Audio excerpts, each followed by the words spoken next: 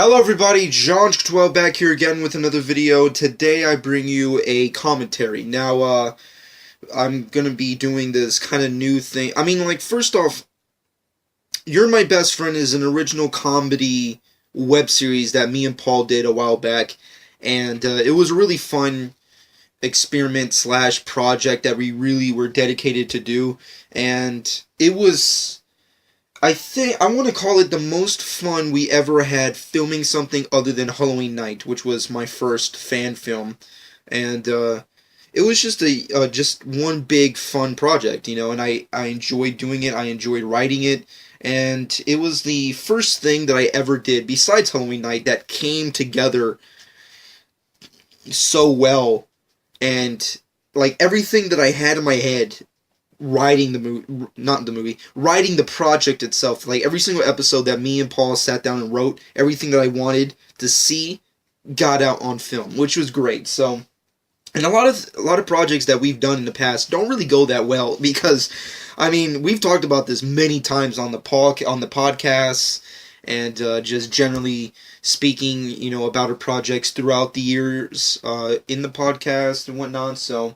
You can generally, if you've been listening that long, then you get the general gist that fucking doing film projects on your free time with no money and no outside influence or help is a lot harder than people on YouTube make it seem. So it's definitely, one of those things that it takes a lot out of you during the year, which is why we don't really do a lot that we used to do every single year, but it's definitely one of those things where you just want to continue trying to fulfill the dream, and whether that dream becomes the reality at the end of the project really depends on how things go. But You're My Best Friend is definitely one of those things that I wanted to do so badly. Like originally.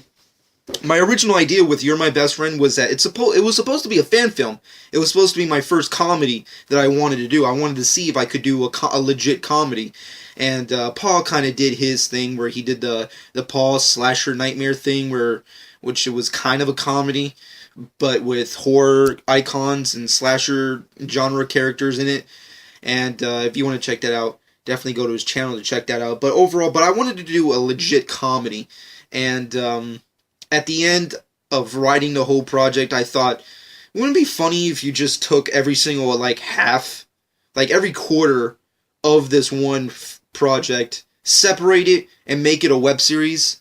Let's do that instead. And then that's what we did. You're My Best Friend is basically, and I've talked about this before, if you have not seen it, definitely go to my channel. I'll have a link to the actual episodes in the description by the end of this video, so you can definitely check it out and get the good perspective of what I'm basically talking about. But I have an entire playlist on my channel. I'm rambling far too much. Anyways, the point is, folks, You're My Best Friend was a comedy web series that me and Paul did, basically giving you guys the overall logistics and origin of how and me became friends and how our friendship basically is.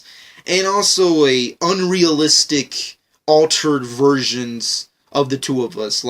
I'm supposed to, in the show, I was supposed to come off as, this super suave businessman slash playboy kind of dude who was also a slacker slash man-child at heart and did nothing but drugs on his free time. And Paul was supposed to be the overly sarcastic, funny guy who did nothing but destroy everything that I believed in and be a humongous slob at every single point.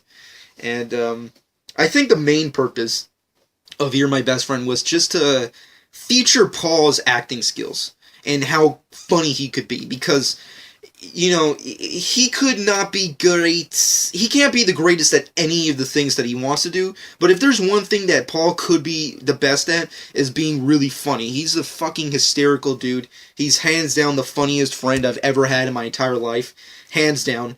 And every time I do a project, he always gets the first credit and bill of everything I've done. So when you go back and look at everything, he gets the first credit at everything because he brings the creativity and funness of the project. Even though whether I came up with the origin of the story, came out with the dialogue, came out with how the project comes together, which what have you, I give it to him because he fucking makes it happen. He brings the life into the project. And even though, we've done this a pretty good while, it's just been fun to see how everything's come together. And You're My Best Friend is, like, I like to think of, like, the pinnacle of everything we always wanted to do into just one little thing. So anyways, at the end of the day, I decided to do a commentary track for every single episode that we've done. We only did 6 episodes in total for the first season. My intentions were to do I think like a 4 to 5 season ratio of the series itself. And then that would be the end of it. And maybe like a good holiday special here and there. But I don't really know how that's going to plan out. Season 2 is definitely going to be happening, but we've yet to finish writing any of it. So I really don't know how that's going to come out. I really wanted to start finishing the writing process so we can start filming by the end of 2015. But, I don't know, like, 2014 was such a harsh year for the both of us that we couldn't get anything done. But, seeing as how 2015 we have a lot of off days, off time, if you will, depending on what happens, because you never know, shit happens. So, you never know, I just really want to get it done. I really want to show you guys, because I want every season to be completely different from the prior season. And I was having a conversation with Paul not too long ago, the last time I saw him before my vacation, my quick little vacation. I said, we were talking about like how we want the fucking, how we want season 2 to progress and be different from season 1. And we definitely have a good idea. So I just hope you guys stay tuned for that and don't lose interest in this little web series, because even though it's a small little project, it is a fun little thing. And I do think like some of the things, or at least the majority of things that we accomplish on the series, is actually really freaking funny if you sit down and actually watch it. But nevertheless, I've been rambling for like almost 8 minutes about nonsense. Enough of my talking. Let's get into the episode at hand. Basically, I'll be giving you my commentary track on the first episode, You're My Best Friend, episode 1, titled Pilot. So definitely check that out right now. We are starting in 3, 2, 1. Alright, the episode is going on. Alright. The intro is basically a eternal monologue I came up with right off the bat, because originally I thought it would be kind of funny if like every episode opened up with an intro that gave you my overall dialogue on what our relationship was like, but I decided, just leave it at the first episode. Like every first episode to a season, I guess, could be the intro.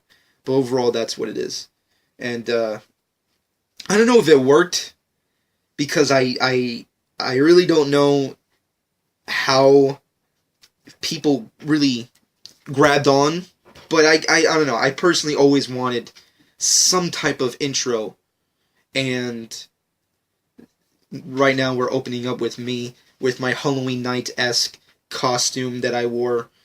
God damn, it's crazy looking at me, but basically, I think the number one thing that me and mostly just I really wanted to accomplish is that every single scene that has a song, the song was the focus of the scene. Like if you watch this one scene, like this song that's playing in the background, is basically I was writing to the song. And that's how a lot of the scenes in You're My Best Friend are like. Like when you go back and watch all the episodes where there's a song, I basically wrote to the song. So this entire sequence is basically how I really wanted to open up the show, with this one song. Because I remember just listening to this one song and just thinking, this is like the definitive song to wake up when you live a trashy life for some reason. I don't know why. I just listened to it. I guess it's because of the Shameless thing. Like Shameless has this as its main theme, if I'm not mistaken. I don't know if they changed it, but right now it's the main thing. And I just think That's the fucking definitive theme for like people who live stupid, trashy, idiot lives, and that's how we should open up this one show, because these are two idiotic fucking people who have no lives or real goals, and they're just going right down the shitter.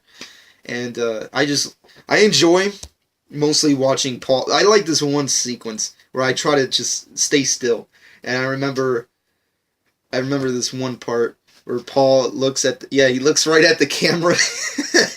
I always love seeing him look at the camera because he always has this problem with looking at the camera directly, and whether it's a second or like a minute, he always does it. Like, and I always, every time we cut and I look over it and I see it, I always like, dude, why do you keep doing? We've been doing this for years practically, and you still look at the camera. Why are you doing that? And he just says it's a habit. It's a bad habit, but what are you gonna do? I think it's just funny. Like, whenever you can catch Paul looking at the camera, you should, like, that should be like the new drinking game. But anyways, now we get into the main credits of the show, which was done basically over the course of like 5 seconds generally. I originally wanted something a little bit more elaborate. I wanted to look like a really 60s or 40s kind of family-orientated TV program credit intro, but with a twist of like really crappy-looking people and nastiness. And that was actually my second intro. Like I think the original intro, the original exactly was the complete opposite of this one. Like, the original one was supposed to be a montage of me and Paul when we were kids and how we progressed and grew up into the people we are today. Like, it was just supposed to be like a scrapbook, and then, you know, a fictional person, whoever, whether it be me or him, whatever, would just open up the book and moderately swipe through pages, and just you just get a good montage of like when we were kids, when we were in junior high, when we were in high school, when we met, like how we are today. You know, basically that was the general gist. But and that's why there's that one photo of me as a kid, like a really, really, really young kid. That's the only reference to that one original intro, because Paul had a huge problem with showing himself as a kid for some reason. I don't know what the which has always shocked me, because it's like, dude, out of all the shit that you and I have both been through and have done and have shown on YouTube, you would think you would be okay with just, you know, showing off stupid photos of you in Power Ranger outfits or what have you on camera. But apparently you had a problem with it. But you never know. Maybe we'll change that up by season 2. I definitely have a new intro in mind for season 2. I definitely want to change it. But as of right now, I have not made it, so that has yet to be seen. But anyways, overall, the intro that has been already done and you've already seen on the series itself, I still don't love it, but it does the job. You know, it does the job that it needs to be served. But by the time we move on from there, I'll definitely be making more different, elaborate intros. This one scene of him eating potato chips is kind of funny. I wonder if you look closer, like if you look directly close at the middle of his pants, you can see that he has holes in his pants. Once again, I'm nitpicking Paul like a motherfucker, but I can't help it. It's just so funny because he likes to wear the same outfit all the time, and he doesn't care if it gets fucked up. And I remember, I didn't even notice. I just put on the camera, and he actually went back and was like, holy shit, my balls are hanging out of my fucking pants. We need to do that over. And I'm like, fuck you, we're not going to do that over. So we just kept it in. But anyways, if you look closely, you can actually see that there's a hole in his pants. Oh god, I love that scene. Oh man, the fucking potato chips. Like, oh, what am I talking to you for? I love that. Oh god. Here's the one Metallica song in the entire series. His outfit, his main costume in the series is a Metallica jacket, and we only listen to Metallica once in this entire series, if I'm not mistaken. I could be wrong about that. I don't know. I haven't watched any of the episodes in a long freaking time, but it's quite possible that it is the only one. And I think the original song, God, I think it was "Kill 'Em All," "Kill Them All" from their original LP or original album, the first ever album. But I decided on the other song because I thought that was a little bit more funnier. The majority of every song that was done had a purpose. So like, if you ever felt like when you watched the series, you were like, "Oh, this is stupid. It doesn't make any sense." Every song that's placed in the scene has a purpose. And now we have the first introduction of Eddie, which is my dog Edgar, which is a Chihuahua mixed with a Shih Tzu, which makes a very cute, stupid little dumb little dog. But I love him because he's like a tiny little teddy bear, and I don't know. He's the only I think I like him the most because he's the only little dog that other really huge aggressive dogs can tolerate. Like I remember, and this has nothing to do with the series, but I remember this one time where I saw him escape into the neighbor's yard, and my neighbors had two gigantic pit bulls and bulldogs and American bulldogs and all that shit, and they were just playing. They didn't like rip it apart. They didn't fucking dominate them. They were just playing. But anyways, that's my little brief history of Edgar the dog. And now we get this one scene, the scene that's going to be coming up, which is the most infamous, controversial scene that we had the biggest problem with. I remember when we wrote this scene, it's a joke scene. It's the number one big controversial joke scene that we had. And it's supposed to be Paul fucking the dog. And it's based off that one Slipknot song, which is when they were in their original format, back when they were badasses. They had this song, and this one moment in the song, this one lady says, "When that camera comes off, he gonna fuck that little dog," or something. And we had this scene of him fucking the dog. Oh my god, the dog looks like he's lifeless. He's just getting banged. I'm surprised no one really got pissed off like that. I never saw any comments of anybody negative, and I remember Paul and I, like, especially Paul, like, he was so nervous of, like, reactions. Like, he thought, like, the second he did this one scene that everyone was just gonna start going off on him, and PETA was gonna go after him and be like, "We're gonna sue you, we're gonna arrest you, we're gonna cut off your nuts because you fucking the dog, we're gonna fuck you, we're gonna put you on the crucifix, motherfucker." He was scared. And I just thought it was funny as hell. Like, it would be just funny. That one song is perfect for this one scene. It's supposed to be controversial for a reason. And there's no penetration. It's not like he actually got hard or, like, banged the dog or, like, inserted his wiener inside the dog or something. That never happened. He had his pants on the whole time, obviously, if you look closely. So it's not like anything was actually going on, folks. But anyways, this one sequence is actually a redone sequence. There was a prior sequence that we did, but I had to change it because when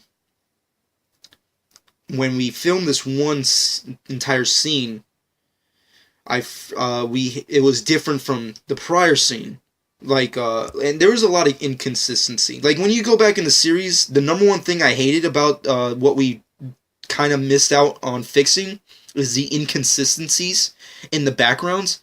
Like, the original, like, part of the house had a different TV section.